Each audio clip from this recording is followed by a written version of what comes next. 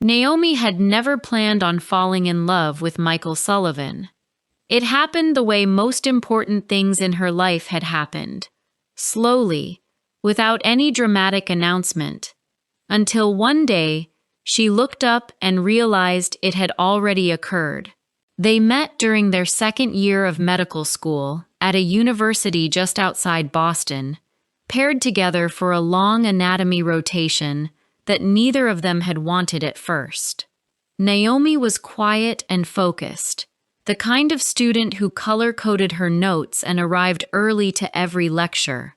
Michael was easier going, quick with a joke when the long hours in the lab grew heavy, and somehow always managed to remember small details about people that most students forgot within a week of meeting them. She was 23 then, young enough not to think too carefully about where any of it was heading. She had grown up in a close, observant Jewish family on Long Island, the only daughter of Saul and Deborah Rosen. Her father ran a small accounting firm, and her mother had spent decades volunteering at their synagogue, organizing everything from holiday meals to the children's education program.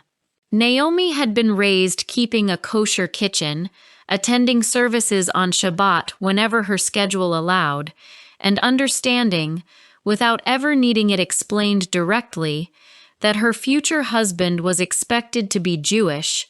Michael had grown up in a Catholic family outside Chicago, the youngest of 4 children, altar boy turned occasional Sunday churchgoer by the time she met him.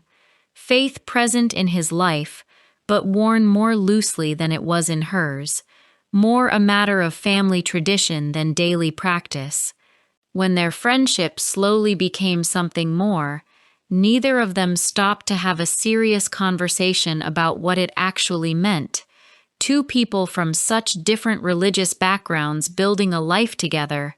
They were young, busy, and in love, and those 3 things together made it remarkably easy to postpone the harder questions. They dated for nearly 4 years, through the end of medical school and into their residencies, which took them to different cities for almost 18 months, a separation that tested them in ways neither had fully expected. It was during that difficult stretch, talking on the phone most nights across 3 time zones, that Naomi finally understood how much she actually wanted a future with him, not just the easy comfort of a college relationship, but something permanent.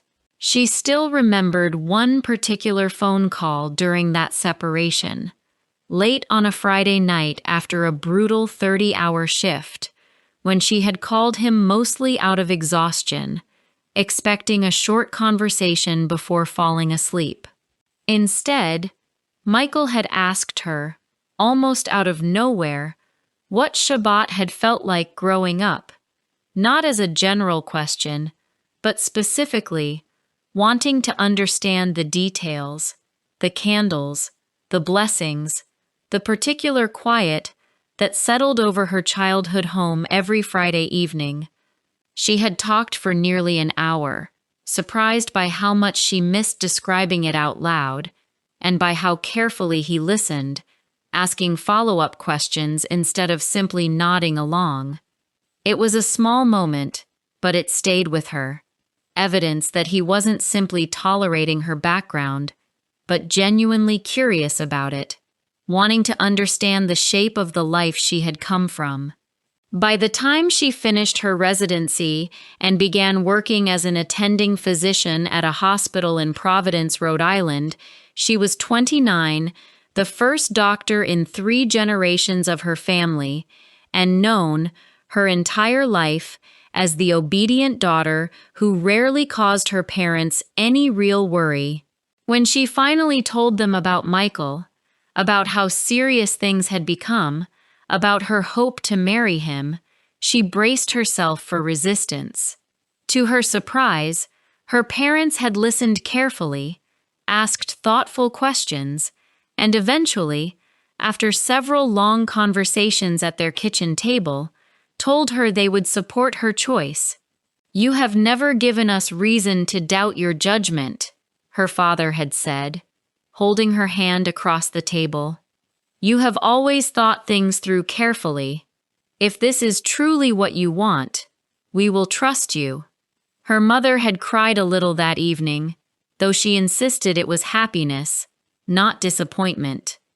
A few weeks later, at Naomi's request, her parents had called Michael's parents, Robert and Patricia Sullivan, and the two families had spoken warmly on the phone, then met in person for dinner at a quiet restaurant halfway between Long Island and Chicago.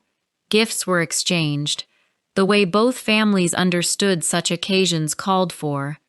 Deborah gave Patricia a beautiful challah cover, hand-embroidered by a family friend, and Patricia gave Deborah a set of framed photographs from Michael's childhood. A gesture that had moved her mother more than Naomi expected. It had felt, that evening, like both families were genuinely trying, reaching across a real difference with real effort and real warmth. For months afterward, everything seemed settled. Naomi and Michael began planning their wedding, a small interfaith ceremony that would honor both traditions without pretending the differences between them didn't exist. Naomi felt, for the first time in a long while, like the hardest part was already behind her. Then, slowly, almost too quietly to notice at first, the comments began. It started with small remarks from her mother, dropped casually into unrelated conversations. "Your cousin Rachel just got engaged, you know, to a very nice boy from Temple. His family has known ours for years." Or, during a phone call about wedding flowers, "I saw Mrs. Feldman at the market. She asked how the wedding planning was going. I didn't know what to say, honestly." If you are enjoying this story so far, please like this video and subscribe for more emotional English stories. Now, let's continue. Naomi had brushed these off at first, telling herself her mother was simply adjusting, the way anyone might need time to adjust to something unfamiliar, even something they had genuinely agreed to. But the comments continued, and slowly became less casual. One evening, during a family dinner at her parents' house, her father made an offhand remark that stayed with her far longer than he probably intended. "I hope you both understand what you're taking on," he said, cutting into his chicken without quite meeting her eyes. "These things sound simple now, during the happy part. They get harder later. Holidays, children, you'll see." "Dad, we've talked about all of that," Naomi said carefully. "We have a plan. We're not walking into this blindly." I know, her father said, waving a hand. "I'm only saying, people think they've planned for everything, and then real life happens differently than the plan." It wasn't an argument, not exactly, but something in his tone left Naomi feeling unsettled for days afterward, a low hum of anxiety she couldn't quite shake. It grew worse a few weeks later, when she overheard her parents talking quietly in the kitchen while she was helping clear dishes after Shabbat dinner, believing she had already stepped out to the car. "She chose this," her mother was saying, her voice tight in a way Naomi rarely heard. "We can support her, but I worry, Saul. I worry she'll regret it one day, when it's too late to change course." "We can't say that to her," her father replied quietly. "We already gave our word. We spoke to his family. We can't take it back now." "I'm not saying take it back," her mother said. "I'm only saying I worry." Naomi stood frozen in the hallway, a stack of plates in her hands, feeling something inside her chest crack quietly in half. She had known, on some level, that her parents' support had cost them something, some quiet grief they hadn't fully processed before agreeing. But hearing it spoken so plainly, so privately, hurt in a way she hadn't been prepared for. She set the plates down carefully on the counter, forced a smile back onto her face, and walked out to the car as though nothing had happened, telling Michael, who was waiting behind the wheel, that she had simply been helping her mother finish cleaning up. He glanced at her once, sensing something was off, but didn't press her, and she was grateful for that small mercy, not yet ready to put words to what she had just overheard. She didn't say anything that night. She drove home in silence, replaying the conversation over and over, feeling a familiar, exhausting cycle of guilt begin to build inside her. Had she been selfish, asking her parents to accept something this difficult, simply because she had fallen in love at 23, too young to fully weigh what she was setting in motion? Had she disobeyed some deeper responsibility she owed her family, her heritage, even if no one had ever explicitly forbidden the relationship? She thought about her grandmother, who had survived so much simply to build a Jewish family in America, and wondered, uncomfortably, whether choosing Michael meant she was somehow failing to honor that survival. In the days that followed, Naomi found herself replaying small memories from childhood, searching them for some sign she had missed, some warning she should have understood earlier. She remembered her grandmother, Ruth, telling stories at the Passover table about relatives who hadn't survived the war, about how precious and fragile it had felt, building a Jewish household again afterward, in a new country, from almost nothing. She remembered being told, gently but clearly, throughout her childhood, that continuing the family's traditions mattered, not as an obligation exactly, but as something closer to a quiet promise passed down through generations. She began to wonder whether she had broken that promise without fully realizing it, distracted by feelings she hadn't taken seriously enough to examine carefully back when she was 23 and everything had still felt simple. She called her older cousin Alana later that week, someone she trusted to speak honestly without either dismissing her feelings or making them worse. "I keep wondering if I'm doing something wrong," Naomi admitted, sitting in her car in a hospital parking lot during a break between patients. Not wrong like illegal wrong, wrong like spiritually wrong, like I'm letting something important slip away because I fell for someone at the wrong time, before I really understood what it would cost everyone. Ilana was quiet for a moment before answering. "Naomi, listen to me. Your parents said yes. They called his family themselves. They exchanged gifts. That wasn't you forcing anything on them. That was them making a real choice, together with you. I know. But now they're having doubts, and it feels like maybe I pressured them into something they didn't actually want." "People are allowed to have complicated feelings about a real decision," Alana said. "That doesn't mean the decision was wrong. Your mom loves you. She's scared, probably about things that have nothing to do with you specifically, losing certain traditions, wondering what her grandchildren's lives will look like. That's a real fear, and it's not really about blaming you. It's about her own grief, working itself out slowly, even after she's already agreed to support you." "So what do I do?" "Talk to her," Alana said. "Not defensively, just honestly. Ask her what she's actually afraid of, instead of guessing and carrying all of it yourself." Naomi thought about that conversation for several days before finding the courage to act on it.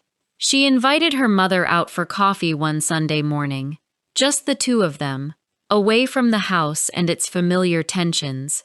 "I need to ask you something," Naomi said, once they were settled at a small table near the window. "And I need you to be honest with me, even if it's hard to hear." Deborah looked at her carefully, setting down her cup. "All right. Are you regretting giving your blessing? Because I heard you and Dad talking, a few weeks ago, about worrying I'll regret this one day.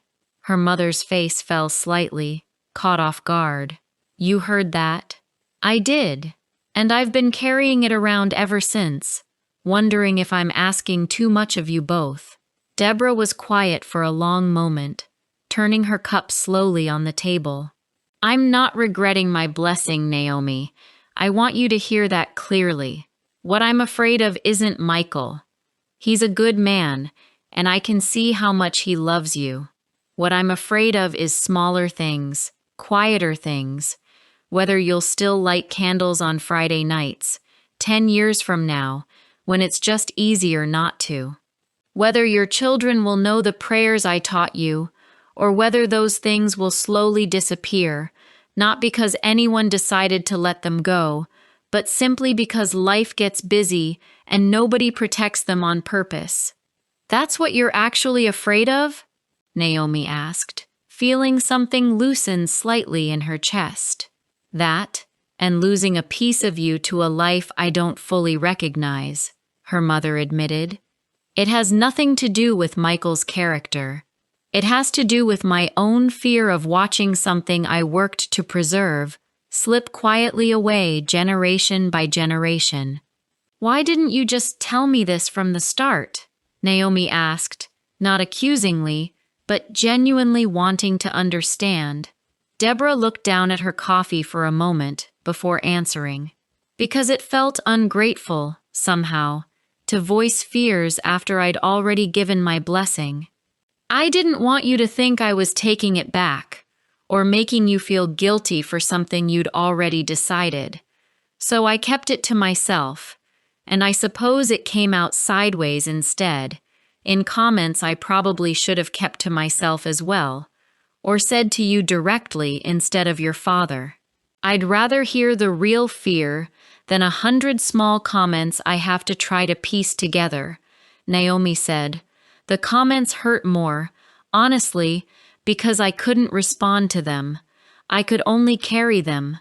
Naomi reached across the table and took her mother's hand. Then let's talk about that specifically, instead of you carrying it silently and me guessing at it from the other room. Michael and I have already talked about raising our children with a strong Jewish education. We've talked about keeping Shabbat, about which traditions we both want to carry forward. I'm not asking you to stop worrying completely, because some worry probably never fully goes away. I'm asking you to trust that I'm not walking away from what you gave me. I'm trying to build something that holds both parts of my life together, carefully, on purpose. Her mother's eyes filled with tears, though her voice remained steady. I should have said this to you directly, instead of letting you overhear it secondhand. I'm sorry for that. I forgive you, Naomi said. But please, keep talking to me directly, even when it's uncomfortable. I'd rather sit with hard conversations than carry guesses around for weeks.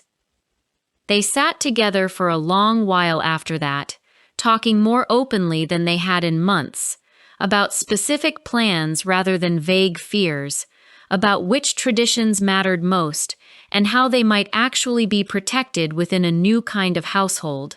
It wasn't a conversation that solved everything in a single morning. Some of her mother's worry remained, quiet and understandable, the kind of worry that comes from loving something deeply enough to fear losing it. But something had shifted between them, something real. A few weeks later, at a small family gathering, Naomi noticed her father asking Michael thoughtful questions about how he pictured raising children, genuinely listening to the answers instead of simply testing him. Her mother spent an afternoon teaching Michael how to make challah, patiently correcting his technique, laughing at his first clumsy attempts at braiding the dough. On the morning of Naomi's wedding, held under a chuppah decorated with flowers from both families' favorite gardens, her mother helped her get dressed, adjusting the veil carefully, her hands steady despite everything they had worked through together. to arrive at this exact moment. "I want you to know something," Deborah said quietly, straightening the last fold of fabric. "I'm not just accepting this day. I'm genuinely happy for you. Both things can be true at once, the worry and the happiness. I learned that from watching you these past months, being honest with me instead of letting me carry it alone." Naomi hugged her mother carefully, mindful of her dress. "Thank you for trusting me enough to say what you were actually afraid of, instead of just quietly hoping I'd figure it out." "Thank you for asking," Deborah said, "instead of assuming you already knew." Later that evening, standing beside Michael as their two families danced together at the reception, awkwardly at first, and then with increasing ease as the night went on, Naomi understood something she hadn't fully grasped during those anxious weeks of overheard conversations and quiet guilt. Her parents' doubt had never actually been about disobedience or about failing some unspoken duty. It had been about fear, ordinary human fear, the kind that softens only through honest conversation rather than silence. She had spent weeks assuming the worst about herself, when what her family had actually needed, all along, was simply to be asked directly and answered honestly, instead of overheard and misunderstood. She watched her father lift a glass to make a toast, his voice thick with emotion as he spoke about watching his daughter grow into a woman capable of building bridges between two very different worlds. She watched her mother laughing beside Patricia, the two of them already planning, half-jokingly, which holidays the future grandchildren would spend where. It wasn't a perfect resolution, tied neatly with no loose ends remaining.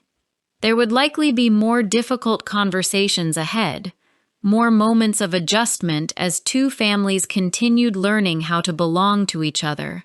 But for the first time in months, Naomi felt steady standing between both houses rather than caught between them, understanding finally that the space itself, carefully tended, could become a home of its own. If you liked this story, please like, comment, and share.